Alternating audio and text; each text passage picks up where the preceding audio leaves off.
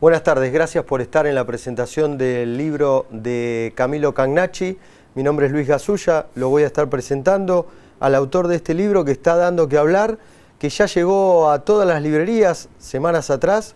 La gran estafa, historia secreta, lo tengo aquí entre mis manos. La gran estafa, historia secreta de cómo los Kirchner usaron la causa Correo para perseguir a Mauricio Macri y su familia. Y uno de los abogados que más conoce esta historia y muchas otras que tienen que ver con injusticias e impunidad es el doctor Daniel Sapsay. Y Camilo, bueno, antes de hacer un temario con distintas preguntas, ¿por qué te metiste a investigar la historia del Correo argentino?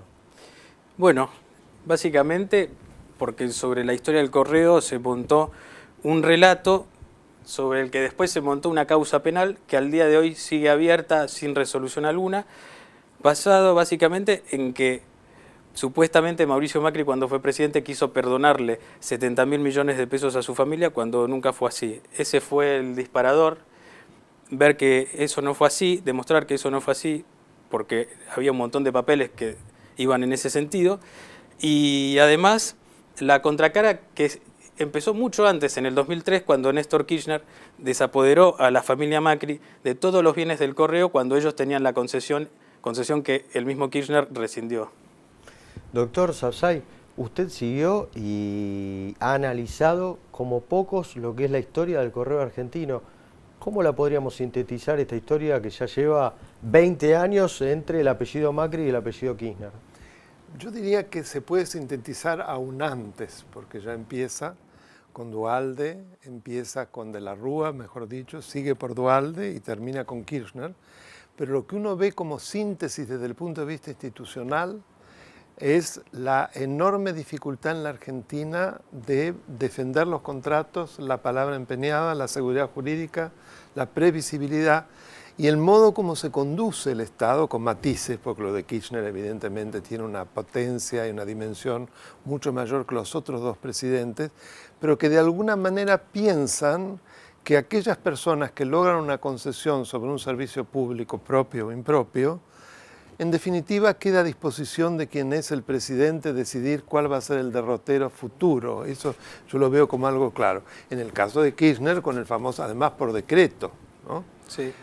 O sea, se hubiera hecho por una ley, eso tendría que ser discutido a la luz pública, ¿no? De manera abrupta y por decreto, y basado fundamentalmente, está magníficamente bien contado en el libro de Cagnacci, es decir, temía un enemigo político, que era el hijo. Entonces, a partir de una trama que parece prácticamente un culebrón, se va a dar esta situación en donde, independientemente de que la situación de casi quebranto del Correo era producto de los incumplimientos del Estado, tanto porque no les habían dado los servicios que estaban obligados a darles, como así también tampoco controlaban los correos clandestinos. En definitiva, eso es tomado como el que incumple es el Correo. Ahora, yo estoy aquí presente porque Camilo me invitó a escribir este prólogo y la pregunta original del prólogo era si se había vuelto loco. Yo lo conozco hace algunos años y siempre estuvo un poco loco. Pero hay algunos capítulos que a mí me gustaría repasar con el autor y también preguntarle por la historia del Correo argentino, ¿no? Entre el disparate, la mafia y la genialidad, el desencanto, son parte de la primera parte del libro, La gran estafa, historia secreta de cómo los Kirchner usaron la causa Correo para perseguir a Mauricio Macri y su familia, editado por Margen Izquierdo.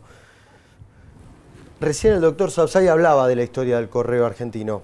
Yo te vuelvo a preguntar por qué te metiste en esta historia y por qué crees que está invertida la culpa. Bueno, porque básicamente cuando Kirchner firma el decreto de rescisión del contrato de concesión en noviembre de 2003, culpa al concesionario por no pagar el canon, 296 millones de pesos. Bueno, fenómeno. En el 2001 ya se había dictaminado que el Correo había llegado a la situación de no poder pagar porque el Estado mismo había incumplido con las obligaciones contractuales.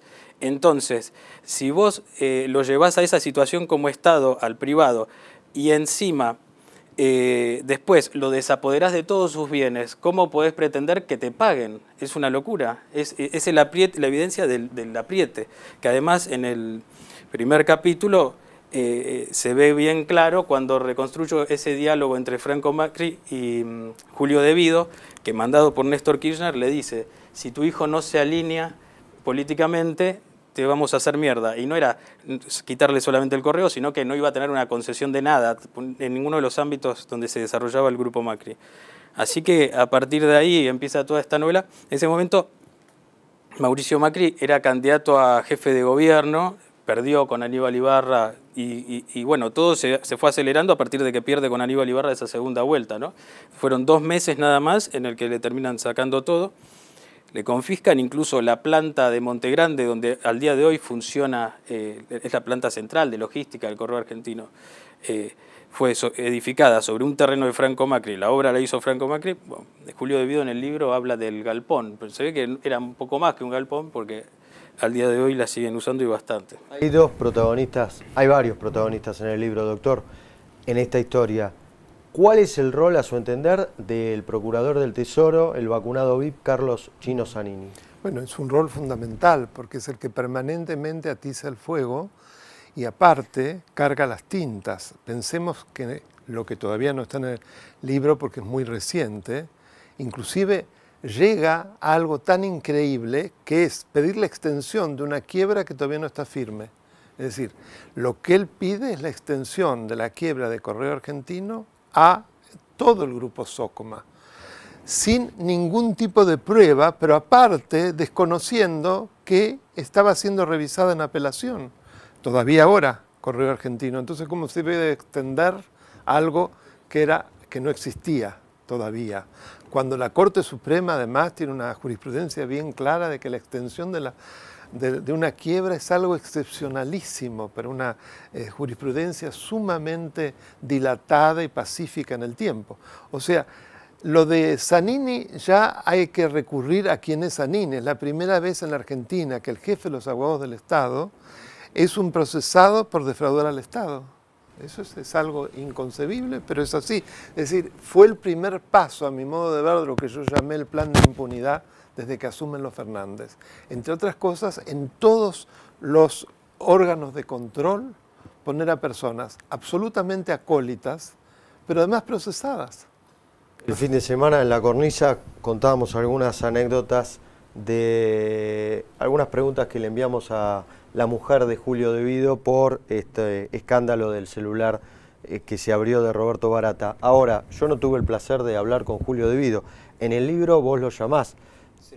Ahora te pregunto por Zanini, pero antes por Julio De Vido. ¿Cómo fue ese encuentro con De Vido? Bueno, en el contexto de pandemia fue un Zoom de 48 minutos. 1 mes y medio tardó en contestar la invitación a la entrevista, pero finalmente lo hizo. Fue una entrevista que me hizo dudar de sus facultades mentales, tendría que decir, porque era una persona... Yo le hago una pregunta muy concreta, la primera. ¿Cómo se decidió y por qué quitar la concesión del correo al Grupo Macri? Él me empezó a hablar de la soberanía, la Constitución del 49, que el papá de Kirchner trabajaba en el correo. Era una persona como que se perdía en sus propias acotaciones, una cosa que bueno, que hubo que recurrir a una paciencia que normalmente no tengo, pero bueno, lo logré.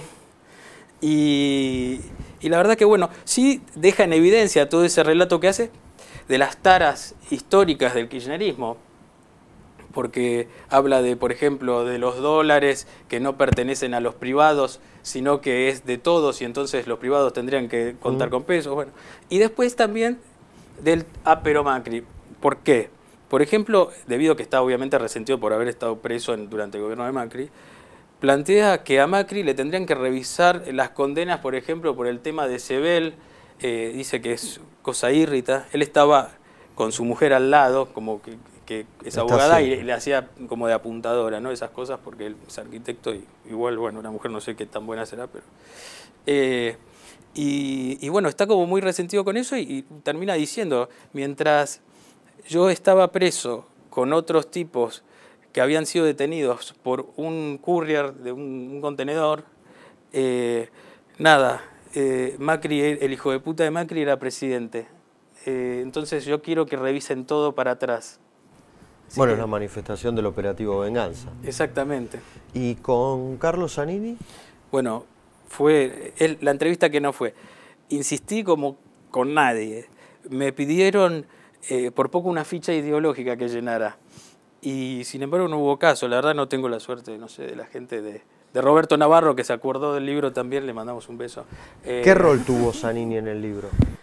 Bueno, pasa que Zanini entra a esta historia también por la cobardía de algunos funcionarios de Macri que por una cuestión política, de conveniencia política, no se atrevieron a resolver el tema. Porque una vez que entró en conflicto el tema del acuerdo, que luego Macri vuelve a foja cero, todos se fueron pasando la pelota, y a pesar de que Laura Alonso hizo un dictamen muy serio sobre el tema, diciendo que no había conflicto de interés y demás, y por eso aparte entró la figura del procurador en todo el tema, el procurador que puso Macri, el segundo, Bernardo Saravia Frías, ya se le había hecho el turno ya era medio octubre de 2019, estaban atrás de la remontada después de perder las PASO, y bueno, dijeron que en ese contexto no podían resolver, y ahí quedó el tema, y bueno, le dejaron la pelota picando en la línea al kirchnerismo, que no tuvo mejor idea que poner jefe de los abogados del Estado a Zanini, que aparte también estuvo preso durante el gobierno de Macri, así que tiene una animosidad. Aparte, por ahí el doctor lo puede explicar mejor que yo, pero justamente la figura del procurador entra ahí por un tema de supuesto conflicto de interés. No estando Macri en la presidencia, se termina ese conflicto de interés, por lo tanto podría no hacerlo Zanini, sin embargo sigue Zanini, ¿no? Claro, porque es un poco el relato, claro, lo que va uniendo todas las pistas para entender cómo deciden, y al mismo tiempo el rencor, la cosa de la venganza, sacar además del paso a alguien que puede ser un rival político, es decir, ninguna consideración por el bien común. No por casualidad han sido tan destructores de todas las funciones del Estado, porque no se ocupan de las funciones del Estado. Utilizan el Estado como un aparato para actuar en contra de los que odian, para tener un capitalismo de amigos, pero la ineptitud además en el manejo de las cosas de base es enorme. Y acá se ve, porque está muy bien escrito realmente el libro, es una mini historia además, porque no se habla solo del tema del correo, sino que son casi 2 décadas de historia argentina que se van repasando, que están muy bien escritas y que ayudan mucho a entender todo, el contexto político en que se jugaba cada situación. Ahora le quiero preguntar a ambos, arranco por vos, Camilo, autor del libro La Gran Estafa, es el rol que tiene también nombrado o sin estar nombrado en comparación Cristóbal López, empresario símbolo del kirchnerismo, que ha tenido distintas facilidades de todo tipo en la AFIP y ha sido beneficiado de las cuestiones que no se le perdonan al grupo Macri. Bueno, digamos, yo empecé hablando de que el kirchnerismo decía que Macri le quiso perdonar a su familia 70.000 millones que no eran.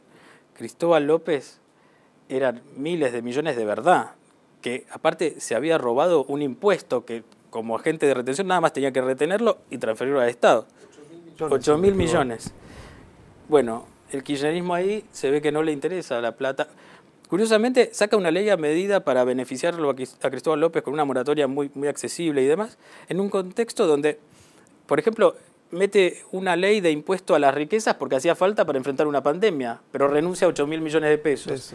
A Macri le pide lo que no debe, porque vos fíjate, actualmente la discusión, el grupo Macri ofreció pagar 1.011 millones de pesos o lo que resolviera la justicia. Si le decían 15.000 millones de pesos, paga 15.000 millones. La disputa real es entre 1.000 y 5.000.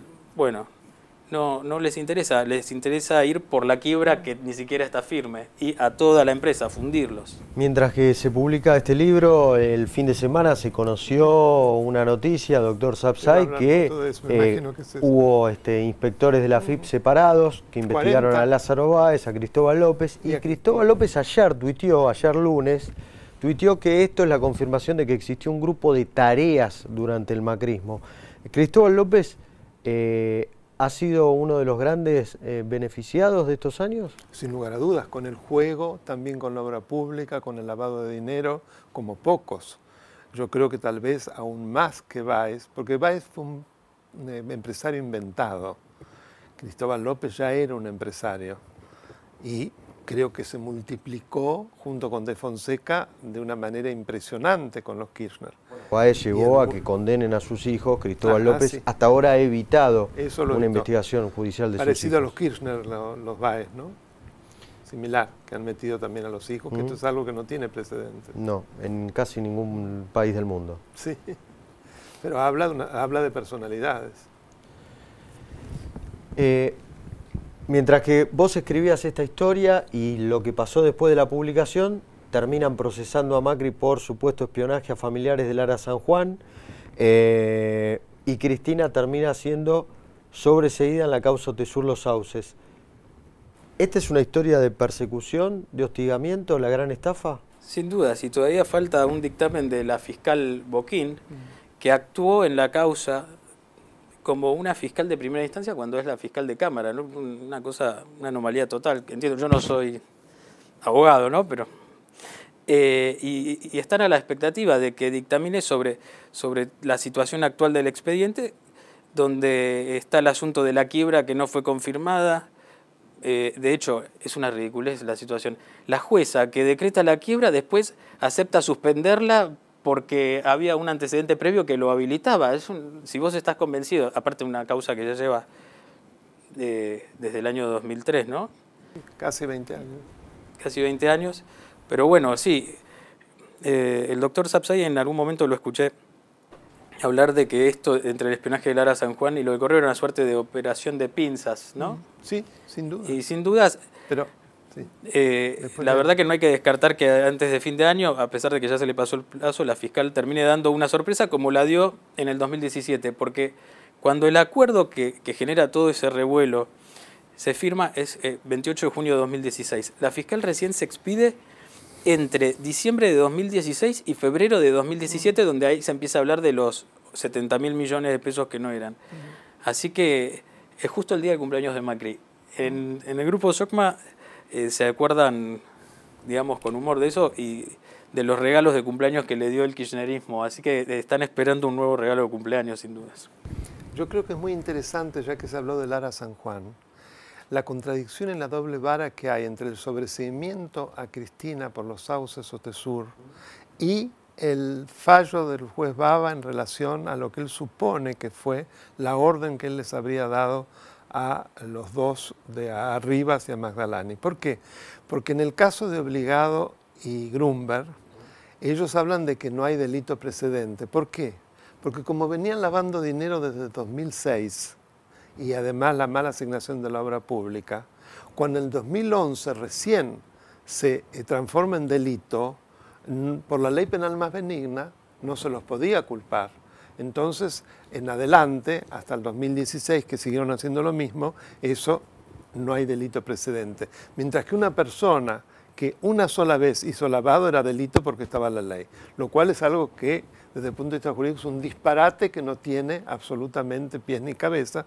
Una ley penal más benigna es aquella que se inserta entre que la persona comete un delito y la condena que le da un beneficio. Acá no, acá era algo ya grave, que era un ilícito, y después se agravó más. O sea que jurídicamente es un disparate.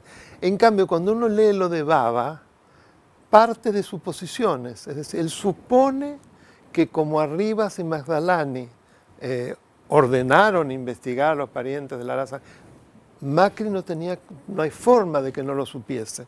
Es un verdadero desafío al derecho constitucional y al derecho penal. ¿Por qué? Porque en derecho penal la tipicidad, la descripción perfecta de cada acción para que encuadre un delito es la base de lo que es un sistema penal de Estado de Derecho. Bueno, Baba... Y él lo supone, él se maneja Baba por suposiciones, un juez que tiene algo en común con Obligado. ¿Por qué? Porque son dos burros que perdieron, lo digo tranquilamente, que perdieron los juzgados para los que ellos ambicionaban, porque fueron aplazados. Es más, inclusive ahora nos enteramos que Obligado en la Facultad de Derecho fue bochado en un concurso para ser profesor, y se los premia a esos burros, se los premia, sí, dándoles los juzgados que perdieron. Es una cosa de realismo mágico. Me parece también que hay que estar atento al juez Lijo, ¿no? En la causa penal del Correo, sí, porque cómo se juzga un delito que no ocurrió en este caso, que es el acuerdo que el propio Macri anuló. Claro. De hecho, a riesgo de que SOCMA reclame contra el Estado también por esto, porque no existe que si entre las partes firman algo, después unilateralmente otro lo echa para atrás y salga a 0 pesos, pero bueno. Sí, sí, eso es muy raro.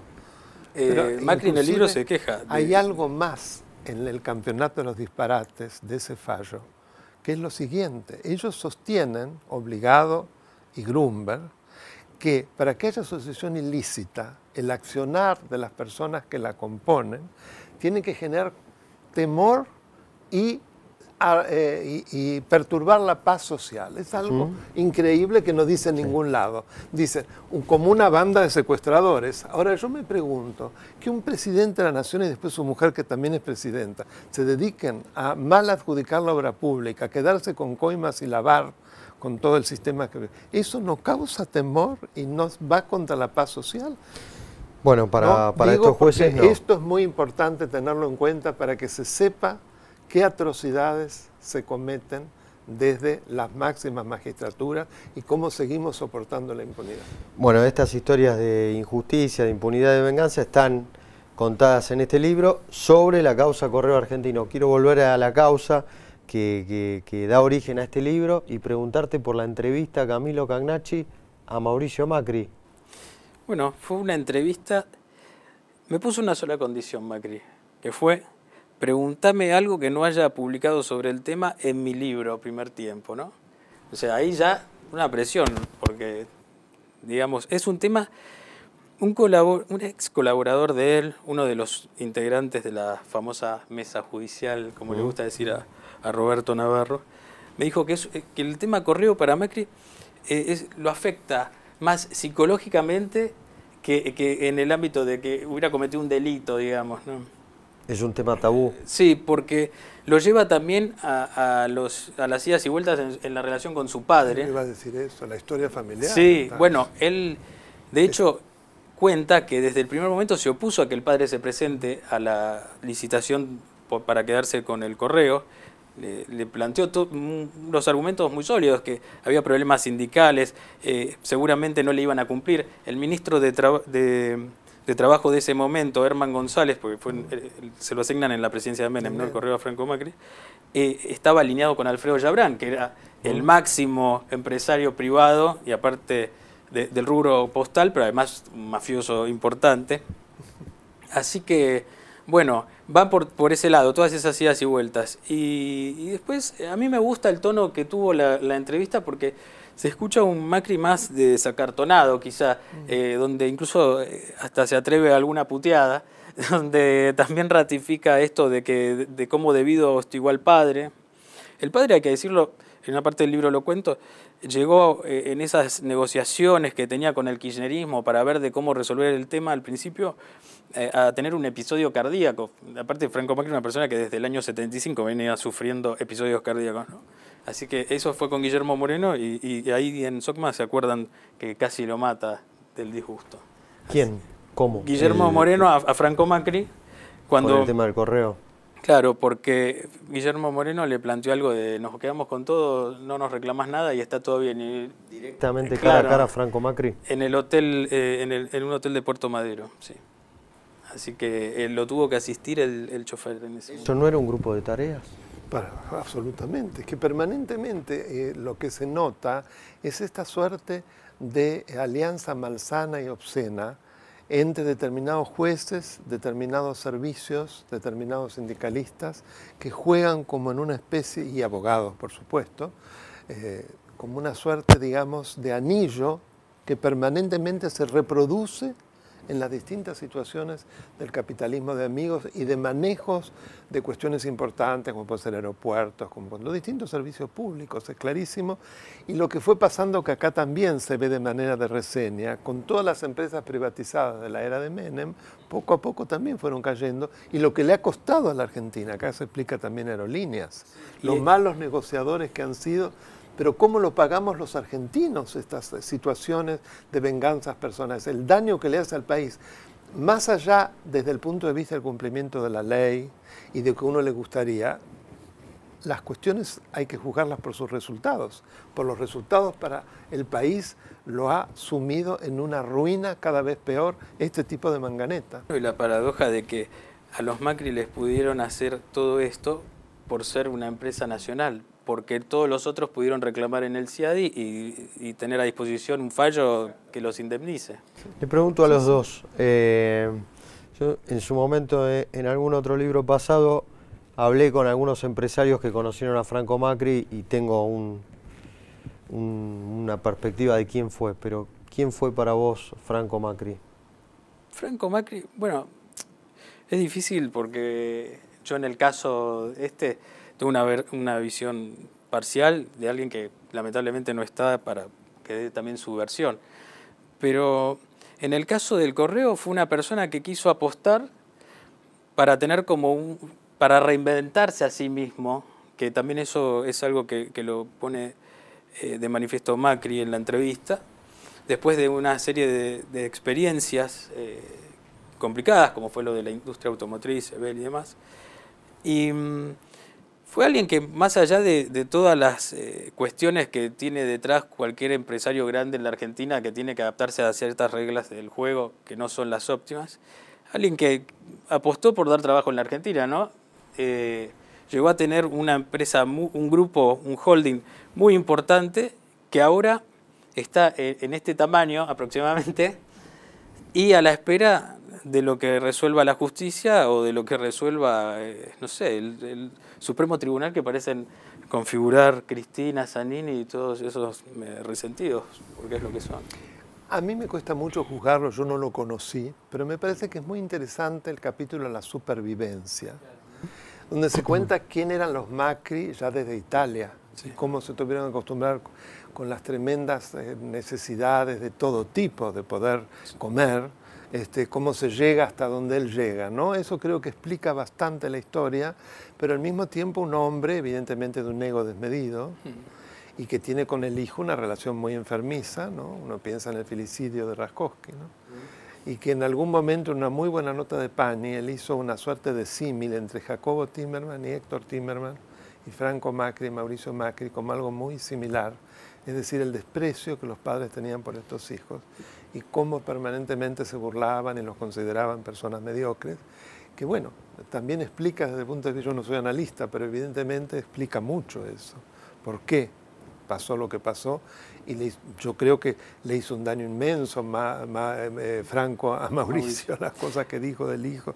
Realmente cuesta uno siendo padre pensar que hacía lo mismo Jacobo con Héctor. En la entrevista Macri, por ejemplo, cuenta un momento que lo calienta mucho, según él mismo dice, que es que cuando la primera causa por presunto espionaje que le arma el kirchnerismo, Macri era jefe de gobierno, las famosas escuchas de Ciro James, Franco Macri, que estaba alineado por una cuestión de supervivencia, sale a decir que los Kirchner seguramente no tenían nada que ver con la situación de su hijo que acababan de procesar. Bueno, Macri estaba volviendo de Panamá de una conferencia de intendentes y gobernadores. Dice, me procesaron estando en el exterior, bueno, parecido como le pasó ahora, ¿no? Y encima me encuentro con la tapa del diario, mi viejo diciendo esto.